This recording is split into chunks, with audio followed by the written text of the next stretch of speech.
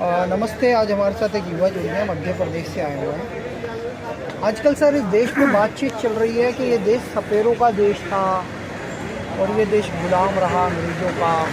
यहाँ पे कुछ मुग़ल आए, उन्होंने सभ्यता सिखा दी। औरंगज़ेब के समय पे दिल्ली तो बड़ी हाई फाई थी। तो वैसे तो एक खबर ये भी है कि नालंदा को बख्तियार खिलजी ने जलाया और वो 30 दिन तक जलता रहा। तक्षशिला भी हमारा ही था, भारतीय। जीरो हमने दिया, आर्यभट्ट जी ने दिया, चाणक्य रहे, उन्होंने पढ़ाया। अभी तो अर्थशास्त्र पढ़ाया भी जाता है। ये कॉन्ट्राडिक्शन हो रहा है सर। आप क्या कहना चाहते हैं? ये मानसिक गुलामी है। अंग्रेज़ों को भी कुछ लोग बहुत ग्लोरीफाई करते हैं, जबकि वो 400 जहाज़ भर के रहने चाहिए। क्या कहना चाहते हैं? देखो, हमारे देश के साथ में एक छलावा हुआ और वो छलावा ये हुआ था कि जब भारत देश आज़ाद हुआ था ना, तो सरकार बनी थी जो नेहरू जी ने बनाई, जिसमें जो शिक्षा मंत्री बनाया गया था, जो लगातार 15 सालों तक 15 या 16 सालों तक लगातार मुस्लिम शिक्षा मंत्री रहा। इसने शिक्षा को ऐसे डिज़ाइन किया कि तुम्हें अपनी भारतीयता को अगर पहचानोगे तो तुम्हें ऐसा फील होगा कि तुम अपने आप को गाली दे रहे हो। इसने शिक्षा व्यवस्था को पूरी ऐसे डिज़ाइन किया था।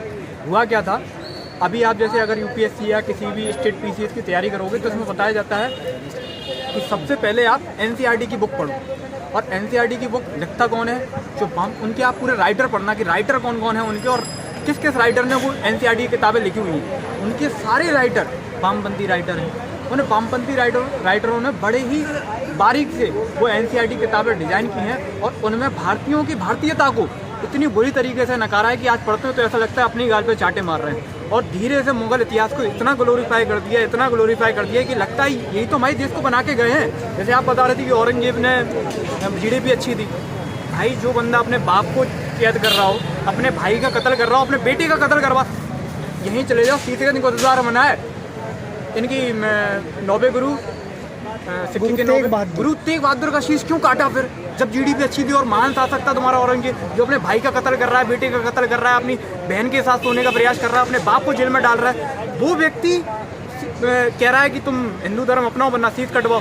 तो गुरु तेग बहादुर जाके उसके पास जाके अपना शीश कटवाते हैं। यही बना है। और कैसे कर लोगे तुम उसको ग्लोरीफाई? दूसरा हुआ क्या हमारे साथ कि सपेरों का देश है और ये देश है वो देश है। इनकी जरा अफगानिस्तान से जो जहाँ से भी जी आए, जरा एक बार विजिट करके आओ कि इनके अफगानिस्तान में कितनी कला है। जैसे स्थापत्य कला की बात कर लेते हैं कि इनकी स्थापत्य कला कितनी विकसित है।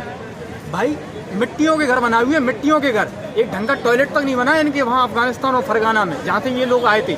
और आप साउथ के मंदिर देखोगे ना, इतनी नक्काशी है, पत्थरों की ऐसी माला बना रखी है। पत्थरों की बताओ, पत्थरों की ऐसी माला बना सकते हो? आज चले जाओ कर्नाटक में तंजावुर का मंदिर है, उसके बाहर ऐसी पत्थर की माला लटकी है।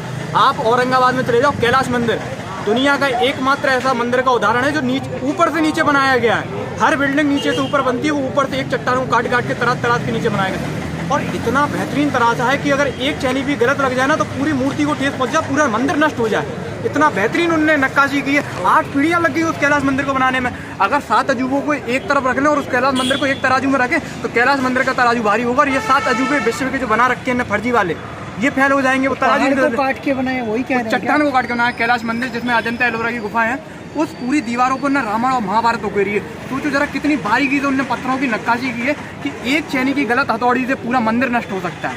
8 पीढ़ियां मतलब 80 साल में वो मंदिर बनाया है। और ये मजाक करते हैं कि मुगल स्थापत्य कला सिखा के आए हैं। जरा एक बार ट्रेन फ्री में जाती है जनरल में यात्रा करके, एक बार मंदिर देख के आओ साउथ के। उत्तर में तो तुमने नष्ट करवा दिए, सोमनाथ पे बार बार आक्रमण करके। उत्तर में भी मंदिर थे। हमारे खजुराहो चले जाओ, तुम्हें इतनी ज्ञान की पुष्टि होगी और कह रहे हो कि भारत में कुछ था नहीं। किस क्षेत्र में भारत पीछे था? भोजन के मामले में ले लो, भारत 56 भोग की परिक्रमा चलेगी, कहीं भी होगा 56 भोग लगेंगे। यूरोप वाले केवल ब्रेड और मैदा के अलावा कुछ खाने नहीं आता उन्हें। सड़ी गली रोटी खाते हैं, कोई रोटी होता नहीं, कुछ बनाना आता नहीं। डांस कला में आ जाओ, तुम्हारे यहाँ डांस कला नहीं है, हमारे यहाँ कथक है, भरतनाट्यम है, कितनी डांस कला है। हम किस क्षेत्र में पीछे हैं बताओ जरा। ये कहते हैं इनके 400 साल, इनके वैज्ञानिक ने अभी बताया कि पृथ्वी गोल है। 400 साल पहले बताया, उस पर गोल पे भी इनने उसको सजा दे दी थी कोपरनिकस को। हमारे विषय का नाम ही क्या है? भूगोल। भू मतलब पृथ्वी और वो कैसी है? गोल। हमें इतने पहले से पता था कि भूगोल है। कुछ भी नाम रख लेते हैं, भू चक्के रख लेते, भू त्रिकोण रख लेते। भूगोल ही क्यों रखा हमने? क्योंकि हमें पता था कि भूगोल है। हम इतने विकसित थे। जब तुम नंगे घूमते थे ना, तुम्हारे शरीर पे कपड़े नहीं होते थे, तो हमारे यहाँ राजा महाराजा जेबरात पहन के चलते थे। और तुम कह रहे हो तुमने भारत को भारतीयता सिखाई है।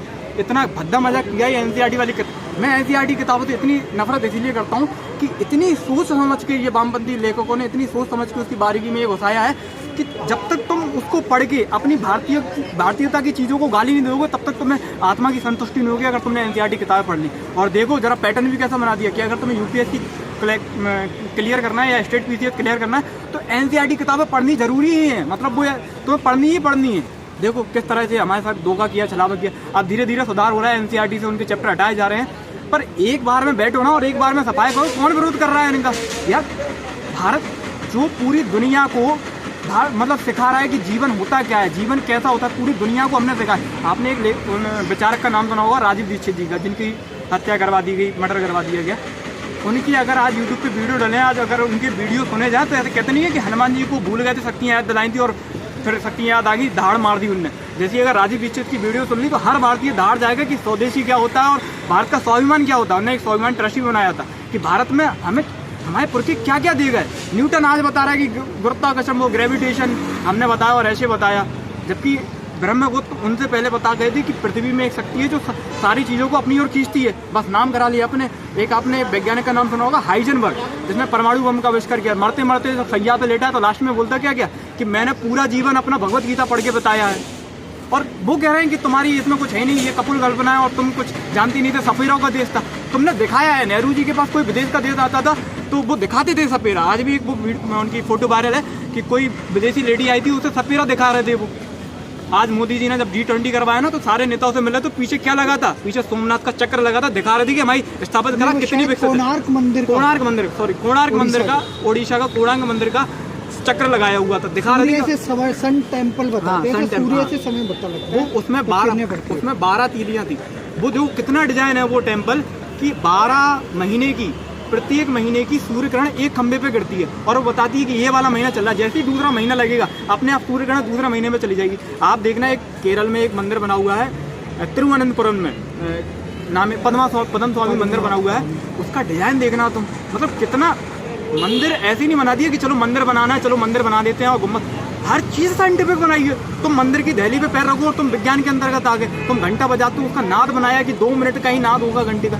कैसे पता चल रहा है कि इसमें कितना पीतल मिलाना है, कितना तांबा मिलाना है, ये कैसे पता चल रहा है? ये भाई हमारे विज्ञान कहलाती। आज कुतुब मीनार तुम चले जाओ ना, कुतुब मीनार के अगल बगल उन्होंने जैन मंदिर फोड़ के, वो अलग दिखता है कि इनने मंदिर फोड़ के कुतुब मीनार बनाई है। उसके सामने एक लोहे स्तंभ बनाया जो अशोक के समय लगा था। वो सोचो अशोक कब आया था? ईसा पूर्व आया था। और वो लोहे स्तंभ आज तक गड़ा हुआ, वो ये पृथ्वी उस लोहे स्तंभ में आज तक जंग नहीं लगी। सोचो हमारा विज्ञान, आज तुम ऐसा लोहा बना दो जिसमें जंग ना लगे। आज के वैज्ञानिक ऐसा लोहा नहीं बना पाएंगे जो हमारे पूर्वज ऐसा लोहा हम किस चीज़ में पीछे थे? हम केमिस्ट्री में आगे थे, फिजिक्स में आगे थे, बायोलॉजी में आगे थे। सोचो एक अंग्रेज आया, जंगल में घूम रहा था अंग्रेज, उसकी नाक टूट गई तो वहीं बैठ के रोने लगा। वहीं बगल में एक जंगल में एक बाबा मिल गए, बोले क्यों रो क्यों रहे हो? बोले नाक टूट गई, ये फ्रैक्चर होगा। बोले अरे हम ठीक कर देते हैं तुम्हारा। वो गए और उन्होंने फ्रैक्चर कर दिया। अब उसकी नाक पूरी जुड़ गई वो नाक। अब वो भड़बड़ाता फिर रहा है पूरे यूरोप में, अपने देश में वगैरह कि देखो भारत के तो कोने कोने गाँव में भी इतने पढ़े लिखे लोग हैं कि उन्होंने हमारा फ्रैक्चर ठीक कर दिया। जैसे आपने नाम लिया था बख्तियार खिलजी ने, वो जला दी थी नालंदा। नहीं, नालंदा नहीं जलाया था, हाँ नालंदी तो जलाया था बख्तियार खिलजी ने नालंदा। एक तो सबसे बड़ी दिक्कत तो यही कि उसके नाम से अभी तक स्टेशन बना है। इच्छा होती है कि कभी कभी वो जग जाती है ना कि जाओ और सीधी काले कूद के उस पर आ जाओ, पर अब कानून के मुताबिक चलता ही दे तो सरकारी प्रॉपर्टी वो कर नहीं सकते, सरकारी करेगी। अब वो जलाया क्यों था नालंदा? इसकी भी तो कहानी होगी। नालंदा में एक आचार्य थे, आचार्य चरक, जो वैद्य थे, जिसको इस शास्त्र को क्या बोलते हैं? नाड़ी नहीं, वैद्य को क्या बोलते हैं? चिकित्सा शास्त्र के आचार्य थे वो। तो इस बख्तियार खिलजी को ना एक बीमारी हो गई थी, इसके पूरे शरीर पे चिकटे पड़ रहे थे, जो उन्होंने अपनी किताब में भी वर्णन किया, इसका पूरे शरीर में चिकटे पड़ रहे थे। तो उसने कहा था कि बख्तियार खिलजी बोला कि अच्छे से अच्छे वैद्य बुला के लाओ, हमारे ये शरीर ठीक करवाओ। और उसने एक शर्त रख दी कि हम किसी काफिर से इलाज नहीं कराएंगे। ठीक है, उनके जो चेले थे बख्तियार खिलजी को, उन्होंने कहा ठीक है हम ऐसा वैद्य ढूंढ के लाएंगे जो काफिर ना हो, मुसलमान हो, वो तुम्हें ठीक कर दे। पर दुनिया के तमाम वैद्य ठीक नहीं कर पाए उससे बख्तियार खिलजी को। फिर बाद में जब उसकी तबीयत बहुत बिगड़ने लगी तब उसने स्वीकार कर लिया कि चलो कोई भी हो, काफिर भी क्यों ना हो, हमें ठीक करवा के दे दो। पर फिर उसने शर्त रख दी कि काफिर इलाज करेगा पर मेरे शरीर को नहीं छुएगा, ये शर्त रख दी। फिर धीरे धीरे से किसी को पता चला कि आचार्य चरक नालंदा विश्वविद्यालय में इतने बड़े वैद्य हैं, उनको बुलाओ। आचार्य चरक आए, शरीर देख के उन्होंने कहा ठीक है हम छुएंगे नहीं, हम ठीक कर देंगे इन्हें। तो उन्होंने कहा अच्छा हम एक चीज़ देंगे, वो तो आप अपना ले लोगे, उपहार दे रहे हैं आपको, वो ले लेना। बोला ठीक है दे दो। तो आचार्य चरक ने उन्हें कुरान उपहार में दी थी बख्तियार खिलजी को कि आप इसको रोज़ पढ़ना। उन्होंने कहा ठीक है कुरान हम पढ़ लेंगे, और अच्छी बात है कुरान दे रहे हो तो। तो जब उसने कुरान पढ़ी तो 1-2 हफ्ते उसने जब लगातार कुरान पढ़ी तो कुरान पढ़ते पढ़ते वो ठीक होने लगा बख्तियार खिलजी। तो उसकी आंखें खुलने लगी कि यार हम ठीक कैसे हो रहे, इसने तो ना मुझे कोई दवाई दी और ना कुछ दी, और ये कुरान पढ़ते पढ़ते हम ठीक कैसे होने लगे। जब फिर उससे पूछा गया कि आचार्य चरक ये ठीक कैसे हो रहा, तो आचार्य चरक ने बताया कि हमने कुरान के पन्नों में हर पन्ने में दवाई का लेप लगा दिया था। जब वो पन्ने पलटता था, जीभ से वो उंगली लगाता था तो दवाई उसके अंदर जाती थी और वो ठीक हो रहा था। जब इतना ज्ञान बख्तियार खिलजी के कानों में पड़ा कि इतने महान वैज्ञानिक, इतने महान वैद्य भारत की भूमि पर हैं, नालंदा विश्वविद्यालय में हैं, उससे पचा नहीं। उसने पूरी सेना तैयार करी, चलो नालंदा कूच करो। जब नालंदा पहुंचे तो जब सामने से देखा कि इतनी भारी सेना आ रही है तो आचार्य चरक खुश हो गए कि साहब बख्तियार खिलजी आ रहा है, हमारा स्वागत करने आ रहा है कि हमने तुम्हें ठीक कर दिया। और सीधे घोड़े से उतरते उसने आधे दे दिए कि आचार्य चरक की सिर काट दो।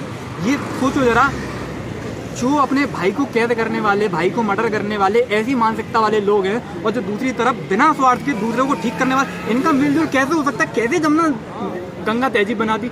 ये आप दारा शिकोह को तो इसलिए मारा था ना क्योंकि वही उपनिषदों को अपना फारसी में और उर्दू में लिखवा रहा था।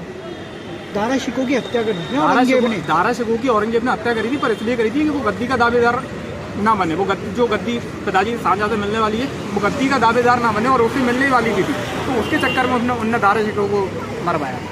तो ऐसा ये तो बहुत है कि भारत सपेरों को देश है, हर क्षेत्र में भारत आगे था। मैं तो वो सोच सोच के बोल पाऊंगा, अगर मैं कोई भी लिखने बैठे तो भारत के मुकाबले पूरा देश में कोई देश लगेगा नहीं। भारत बर्फ की भूमि है, जहाँ ऊपर से हिमालय घेरा हुआ है, नीचे से हमारी समुद्र की सीमाएं लगी हुई।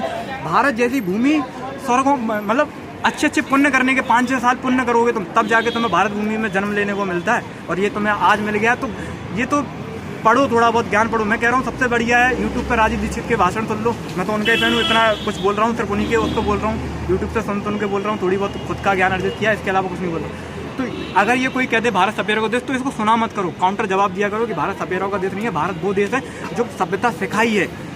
पूरे इनको नंग धड़ंग घूम रहे हैं, गुफाओं में रहना, आग जलाना नहीं आ रहा, तो हमारे यहाँ बड़े बड़े महल बन रहे हैं। इनको जीना सिखाया है हमने कि कपास क्या होता है, कपास के वस्त्र, ये पत्ते लपेट के रहते थे, हम कपास लपेट रहे हैं, बढ़िया बढ़िया वस्त्र पहन रहे हैं। वो तो आज कंडीशन अलग है, धूर्त नेता मिल गए तो आज कंडीशन अलग है कि वो आगे निकल गए। उनके पास क्या है? आज उनने अपनी बाजार नीति हम पे पूरी थोप दी। भारत देश में क्या देखो, आप कहीं भी चले जाओ, पूरी भारत का बहुत कम मिलेगा तुम्हें, पूरा विदेशी का माल मिलेगा। ये जो माइक होगा चाइना होगा, मैं ये सीटी ये कहीं बाहर से बन के आई होगी, भारत की नहीं बनी। हम इतने पिछड़ क्यों गए? हम देखो आगे थे, पर वर्तमान भी हमें स्वीकारना होगा कि वर्तमान में हम पीछे हैं। हम इतने पीछे वो कैसे गए? जो बीच का कालखंड आए थे, कौन से नेता आए थे, कौन से जो लेखक आए थे, हमें ये इतना गंदा पढ़ा के चलेगा और हम इतने पीछे हो गए।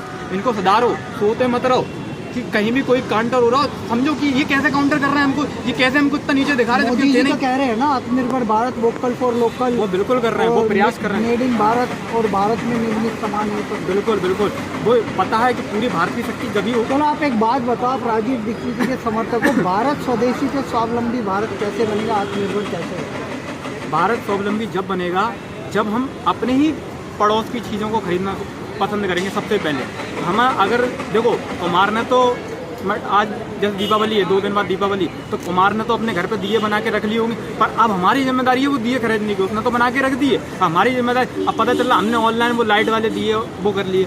हमें बुद्धि खोलनी होगी, हमें अपने बच्चों को सिखाना होगा, अपनी किताबें टेक्स्ट बुक ऐसी डिजाइन करनी होगी कि उनमें स्वावलंबी की भाषा जगे, वो भावना आए उनमें कि हमें कैसे ये अपने पड़ोस की बिजनेस को कैसे बढ़ावा करना, और हमारा जो बिजनेस है, हमारा पड़ोसी हमारा बिजनेस कैसे बढ़ाएगा, ये हमें अपने बच्चों को शिक्षा देनी है। क्योंकि वो आजकल वही चाइना वाली लाइटें चलेंगी, विरोध बहुत होगा। मैं कह रहा हूँ सोशल मीडिया बहुत चलेगा कि छेद ना करना उस थाली में, जिस थाली में तुमने खाया है, फलाना चलेगा।